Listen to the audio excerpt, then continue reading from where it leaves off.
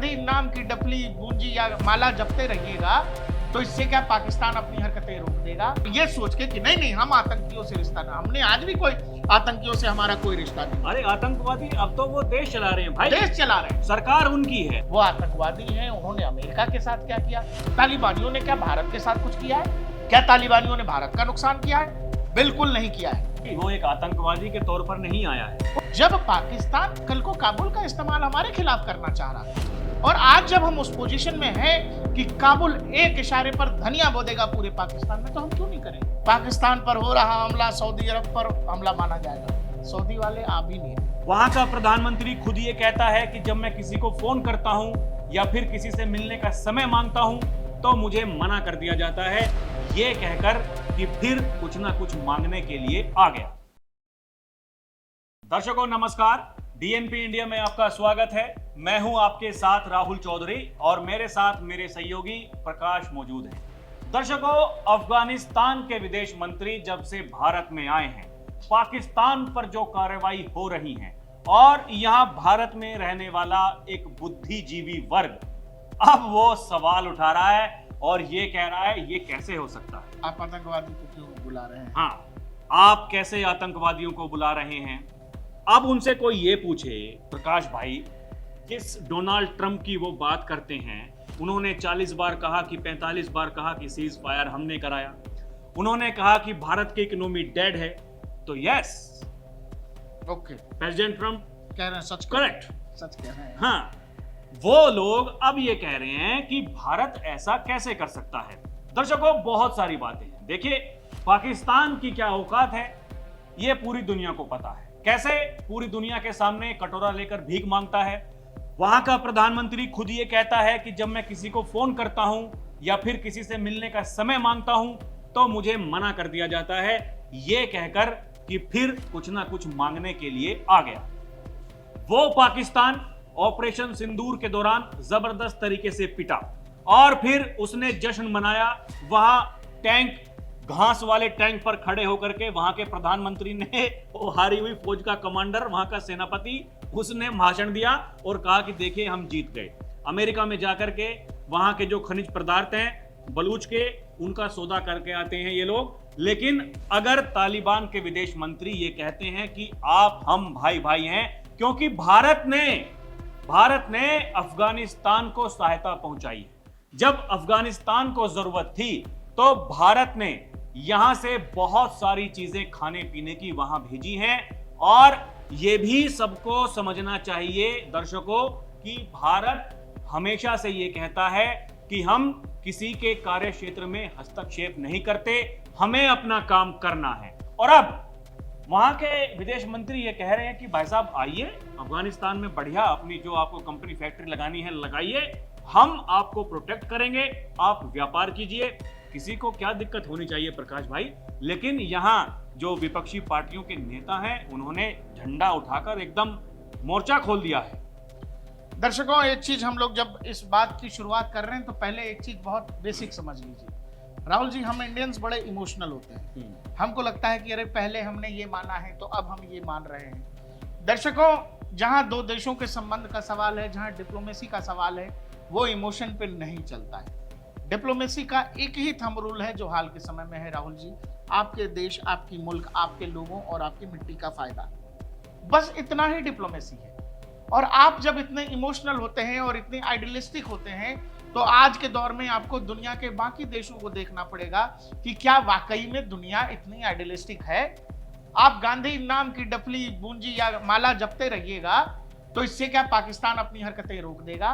क्या America, Donald Trump आप पर टैरिफ नहीं लगाएगा? क्या चीन आपसे मुकाबला नहीं करेगा? तो फिर आप क्या करते हैं? आप गांधी वाली माला को साइड करते हैं।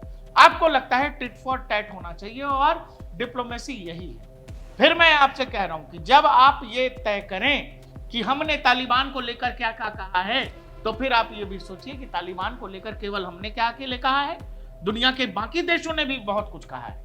अमेरिका 10, 12, 15 साल उस तालिबान से लड़ता रहा और बाद में उसी तालिबान को अफगानिस्तान सौंप कर चला गया।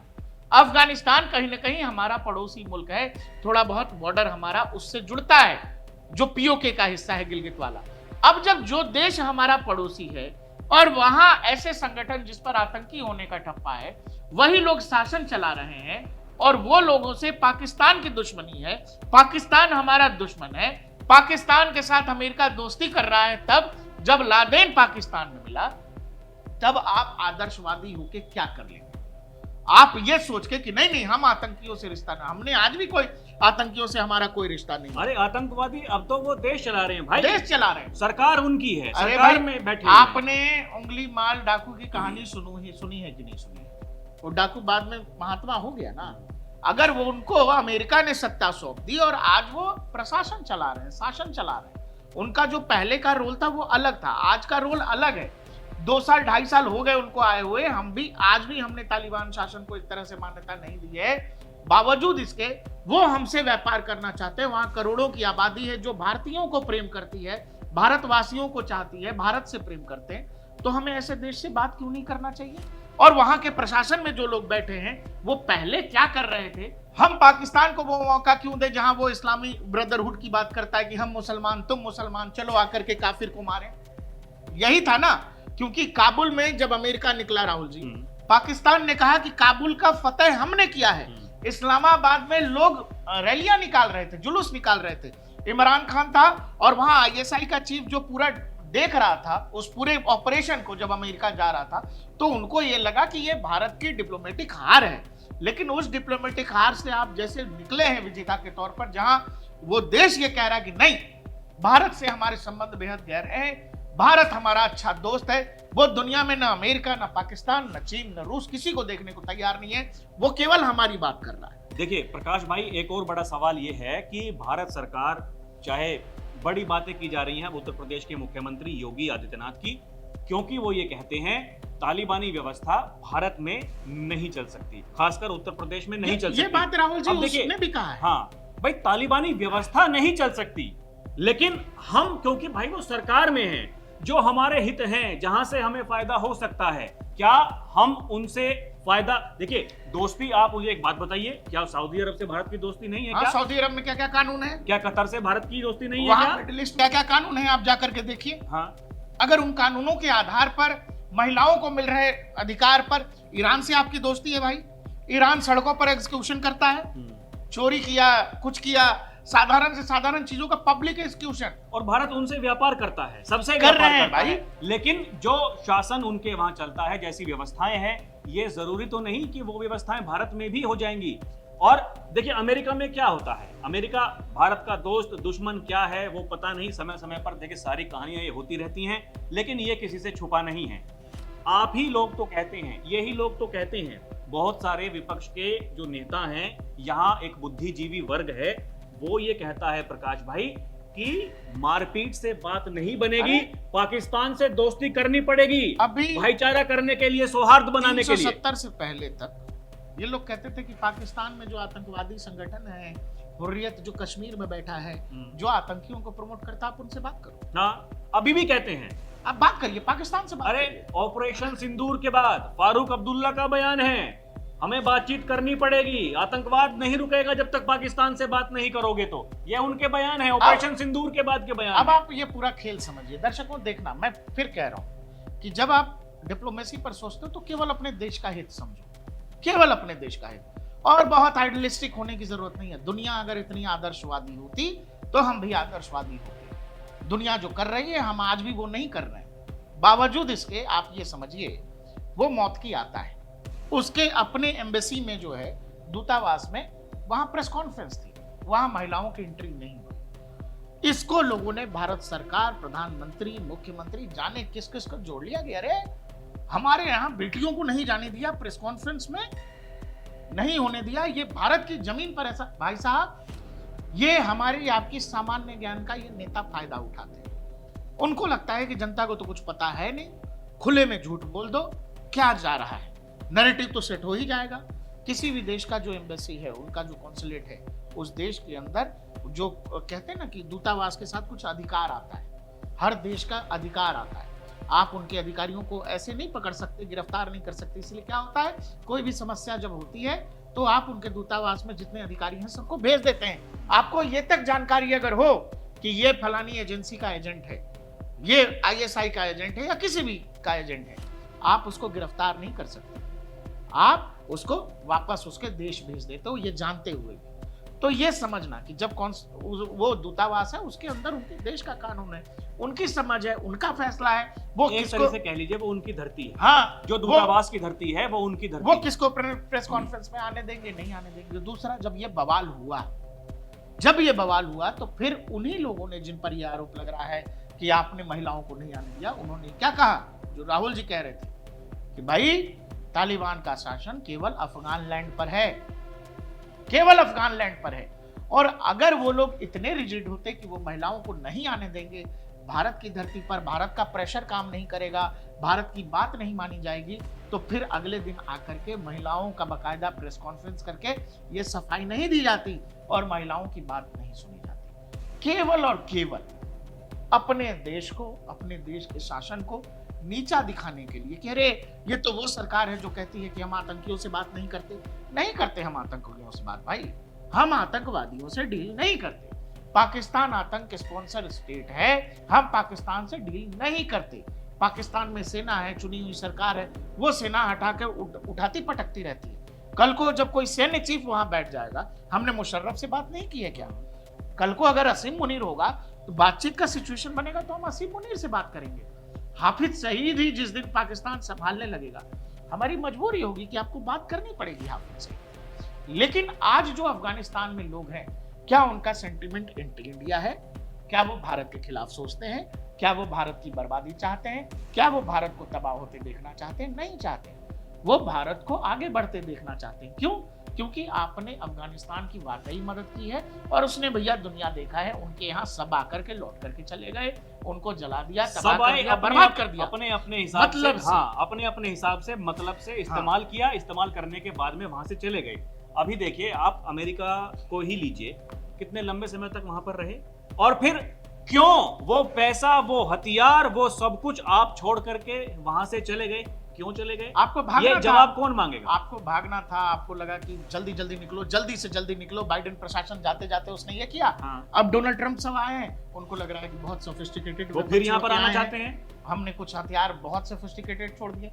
आप ये, मैं फिर कह रहा हूँ, मैं बार बार इसलिए कह रहा हूँ कि आपके दिमाग में जो ये जो केमिकल लोचा है लोगों के, कि आप चूंकि ऐसा बोले थे अब ऐसा बोले, भाई डिप्लोमेसी में नहीं होता ऐसा। दुनिया के बाकी देश अगर नियम मान रहे हैं तो फिर ठीक है। डोनाल्ड ट्रंप कसम खा के आए थे कि हम आएंगे हफ्ता भर में, 24 घंटे के अंदर यूक्रेन युद्ध रुक जाएगा। आज वही डोनाल्ड ट्रंप टॉमहॉक मिसाइलें भेज रहे हैं यूक्रेन को, हथियार बेच रहे हैं यूक्रेन। महाशक्ति है, दुनिया में सबसे ज्यादा पैसा है, और उसने आदर्श माना क्या मान रहे हैं? बिजनेस मान रहे हैं, देश का फायदा मान रहे हैं, हथियार बिकना चाहिए, हमने हथियार बना लिया।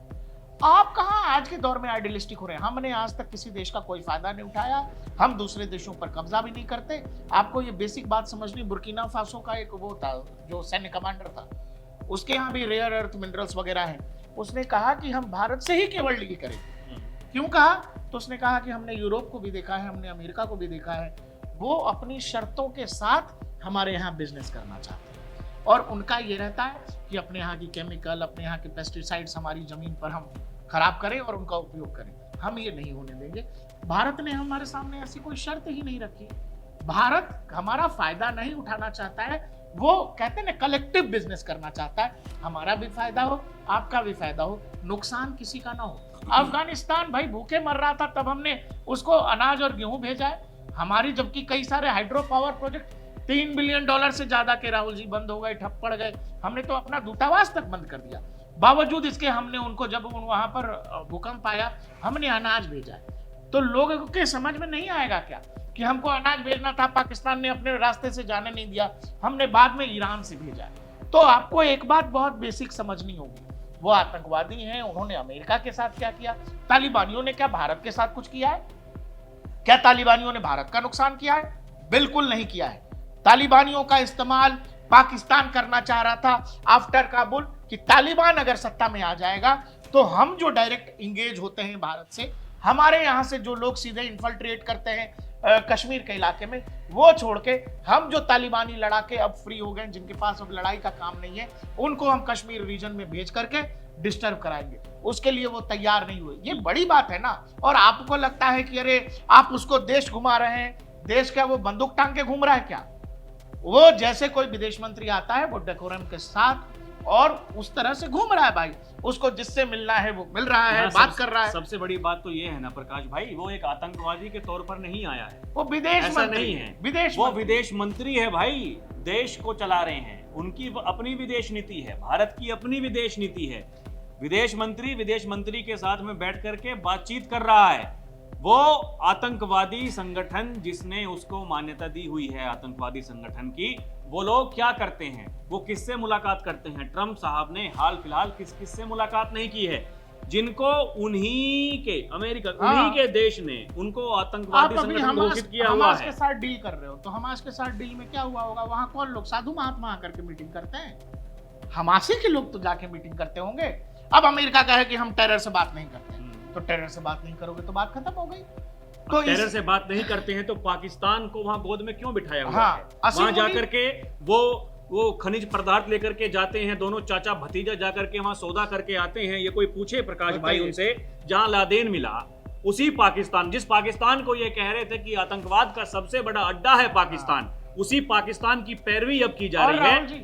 कोई देश, कोई भी देश, छोटे से छोटा और बड़े से बड़ा, किसी सैन्य अधिकारी को आपने देखा है जमीन की दलाली करते हुए, कमीशन खोरी करते हुए? ब्रोकर हो गए तुम। सैन्य कमांडर, फील्ड मार्शल क्या कर रहे हैं? रेयर अर्थ मिनरल्स बेच रहे हैं। जनाब माई बाप, ये है हमारी जमीन, आओ खोद के ले जाओ। ऐसी सेना देखी है आपने? इसीलिए मैं कह रहा हूँ। और जब वहां अमेरिका पहुंचे प्रकाश भाई, तो जो बलूच के लड़ाके थे उसी दिन सोशल मीडिया पर पोस्ट डाल दिया कि हमसे पूछिए, यहाँ के मालिक हम हैं, वो मालिक नहीं हैं जो खामखा की बात करके आपको बेवकूफ बना रहे हैं, गुमराह कर रहे हैं। और यहाँ बात जानिए, वो उसी से सटा हुआ इलाका जो अफगानिस्तान का है, जब अफगानी विदेश मंत्री यहाँ करके कह रहा है भाई साहब जो कुछ खोदना है खोदिए, कोई दिक्कत नहीं, हम आपकी सुरक्षा करेंगे, आप करिए भाई, आपको बिजनेस करना। और एक और बात फिर मैं कह रहा हूँ कि हमारे यहाँ हमारे इंडियंस बहुत इमोशनल होते हैं। उनको लगता है केमिकल लोचा एकदम से, अरे हमने तालिबान आतंकवादी। भाई सरकार चला रहे हो, सरकार चला रहे हैं, इसीलिए बात करना पड़ रहा है। जब तक सरकार में नहीं थे तो वहां जो करजई या पहले जो लोग थे हम उनसे बात करते थे, आज वो शासन में बैठे हैं, शासन में बैठे हैं, इसीलिए बात करना पड़ता है। और आदर्शवादी जिस दिन दुनिया हो जाएगी, भारत को भी आदर्शवादी हो जाना चाहिए। हमारे इतिहास में वैसे भी बहुत कुछ उल्टा सीधा है, हमने कभी किसी का नुकसान नहीं किया। लेकिन जब पाकिस्तान कल को काबुल का इस्तेमाल हमारे खिलाफ करना चाह रहा था, और आज जब हम उस पोजीशन में हैं कि काबुल एक इशारे पर धनिया बो देगा पूरे पाकिस्तान में, तो हम क्यों नहीं करेंगे? एकदम करेंगे। कल का मरता पाकिस्तान आज अगले 1 घंटे में मर जाए, यही हर भारतीय को सोचना चाहिए। इससे इतर कुछ नहीं सोचना चाहिए। और पाकिस्तान को अमेरिका मारेगा, ईरान मारेगा कि तालिबानी मोपेड पे चढ़ा के पाकिस्तानियों की ऐसी तैसी कर देंगे, हमें क्या लेने देना भाई? आज का मरता पाकिस्तान अभी मर जाए, यही समझो। और बहुत आइडियलिस्टिक होने की जरूरत नहीं है। तालिबान क्या हमारे लिए नुकसान है? क्या तालिबान हमें नुकसान पहुंचा रहा है? क्या तालिबान पहुंचा सकता है? नहीं पहुंचा सकता। अरे हमें ही छोड़िए प्रकाश भाई, हमें ही छोड़िए, ये बताइए आसपास के जितने भी देश हैं किसको नुकसान पहुंचा रहा है? केवल इन पाकिस्तानियों को छोड़कर। हाँ, एक और बात जो राहुल जी कह रहे हैं, वो मौत की एक बहुत तगड़ी बात कह रहा है, वो बात आप सुन लीजिए। अगर हमारे तरफ मुश्किल है तो एक पाकिस्तान तो हमारे पड़ोसी नहीं है, ईरान है, चीन है, ताजिकिस्तान है, उज़्बेकिस्तान है, तुर्कमेनिस्तान है। वो ममालिक का क्यों शिकायत नहीं है? हमारे खिते के ममालिक का क्यों शिकायत नहीं है? ये सब के सब क्यों खुशहाल है? अब राहुल जी वही बात वो कह रहे हैं कि हमारे बगल में तुर्किस्तान है, तजाकिस्तान है, ईरान है, लेकिन दिक्कत केवल पाकिस्तान से क्यों? क्योंकि ये वो लोग हैं जिनको सुबह उठते जूते चाहिए, दोपहर को जूते चाहिए, शाम को जूते चाहिए, इनको जूते। जो बात हम कह रहे हैं लंबे समय से कि भाई हमारे पड़ोस में दुनिया भर के देश है, हमें तो किसी से दिक्कत नहीं है। पाकिस्तान से, इवन चीन भी है, चीन से भी दिक्कत नहीं है हमें। लेकिन वो वही कह रहा है कि भाई हमें जो कह रहे हैं आतंकवादी और ये वो, आप ये बताओ कि बाकी देशों को तो हम दिक्कत नहीं दे रहे हैं, ये दिक्कत इनको ही क्यों दे रहे हैं? तो ये जब लॉजिक आप समझ जाएंगे, आपको अपने आप समझ जाएगा कि भारत को क्यों तालिबान से बात करना चाहिए, क्यों काबुल और दिल्ली के बीच रिलेशंस होने चाहिए। आपको मुझे लगता है कि हम लोगों ने एक्सप्लेन कर दिया है। बाकी इस तरह के भ्रम में मत जाइए। ये पाकिस्तान जब जब पिटेगा यहाँ पर नेताओं को बेचैनी होगी, हाँ। यहाँ दर्द होगा, लोगों में बहुत तकलीफ होगी, कुछ लोग अपना नस वस काट लेंगे। अरे पाकिस्तान भाई, पिट रहा। जिस देश में रहने वाले लोग, वहां का सो कॉल्ड जो बुद्धिजीवी वर्ग है, वो ये कहता है कि इस देश में कांग्रेस के जो युवा नेता राहुल गांधी जी हैं, ऐसे प्रधानमंत्री होने चाहिए। उनको चाहिए दर्शकों कि मोदी भारत का प्रधानमंत्री नहीं होना चाहिए, राहुल गांधी जैसे नेता प्रधानमंत्री बन जाएं तो पाकिस्तान का भला हो सकता है। और राहुल जी देखिए दर्द क्या क्या है। दर्द यह है कि जैसे यहाँ पर इन लोगों ने बोलना शुरू किया, उधर तालिबान ने मारना शुरू किया पाकिस्तान को। यहाँ वालों ने बोला अरे तालिबान वाले ने महिला को नहीं घुसने दिया, महिला को नहीं घुसने दिया। उससे पहले ये लोग जंजी कर रहे थे, उधर पाकिस्तान में जंजी निकल गया। इनकी बात यहाँ वाले जंजी ने तो नहीं सुनी, पाकिस्तान वाले जंजी ने सुन लिया। शहर के शहर आग लगाए जा रहे हैं। और आप ये समझना कि जब जब पाकिस्तान मार खाएगा, वो हमसे पिटे या दुनिया के किसी देश से पिटे, यहाँ बैठे बहुत सारे लोगों को तकलीफ होने लगती है। वो आपको हाव भाव उनके सोशल मीडिया अकाउंट्स अपने आप बता देंगे। और एक और बात है राहुल जी, लोग लगातार सवाल पूछ रहे हैं कि अभी ये लोग ट्रीटी करके आए थे सऊदी अरब से कि पाकिस्तान पर हो रहा हमला सऊदी अरब पर हमला माना जाएगा। सऊदी वाले आ भी नहीं रहे। क्यों? इन लोगों ने फोन किया था कि भाई तालिबानी बहुत मार रहे हैं, सऊदी फोन ही नहीं उठा रहा है। तो दर्शकों, यही हकीकत है उस भिखमंगे पाकिस्तान की, जिसको लेकर के यहाँ एक बड़ा वर्ग है जो उसका हमदर्द है। और देखिए, अब जो ये सवाल जो उठाए जा रहे हैं कि देखिए, आप तो कहते हैं कि तालिबानी व्यवस्थाएं यहाँ नहीं चल सकती, दारुल इस्लाम वाली व्यवस्थाएं यहाँ नहीं चल सकती, तो नहीं चलेंगी। भारत का लोकतंत्र जो कहता है, भारत का संविधान जो कहता है, भारत उसी हिसाब से चलेगा। और यहाँ ये भी समझने वाली बात है, भारत के संविधान में ये कहीं नहीं लिखा है कि भारत अपनी विदेश नीति को ऐसे दूसरों के कहने पर वो उसमें उतार चढ़ाव करता रहे। जो सरकार को ठीक लगेगा, सरकार अपने हिसाब से डील करेगी। और यही नए भारत की ताकत है। इसीलिए जो आस पड़ोस के लोग हैं बौखला गए हैं। दर्शकों, आपको क्या लगता है, हमें कमेंट करके जरूर बताइएगा। अभी के लिए इतना ही। आप देखते रहें DNP इंडिया, हर खबर भरोसे के साथ। नमस्कार, जय हिंद।